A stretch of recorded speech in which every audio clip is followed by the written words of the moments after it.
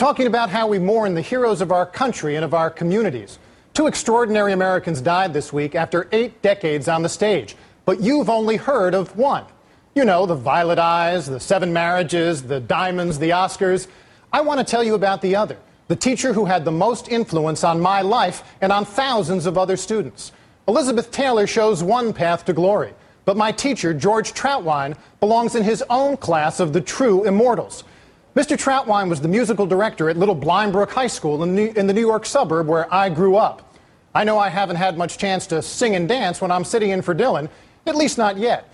But from 8th through 12th grade, Mr. Troutwein was the central figure in my development. He was a larger-than-life personality who imbued in all of us an enduring passion for singing, performing, and theater. This is me getting ready for a performance of The Mikado. Yes, I was 16 once. As a byproduct, Mr. Troutwein taught us to pursue excellence in, well, in everything. Mr. Troutwein was my model for integrity, hard work, discipline, and exacting standards.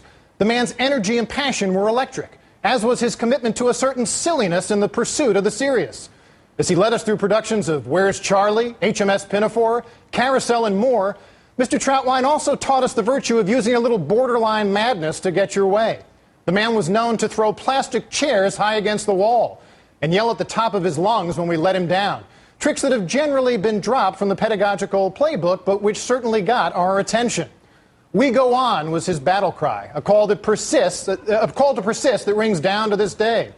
"Rude, crude, and unattractive" was his all-purpose critique of unacceptable team behavior. "I don't care if you loathe me, but by God, you'll work for me," he'd say. So we did. One of Mr. Troutwein's pupils even became a bona fide star of stage and screen. Craig Bierko, a leading man in Guys and Dolls and the Music Man on Broadway, who's done tons of TV and film work. There's Craig with the gang from the Pirates of Penzance in high school. We are proud of you, Craig.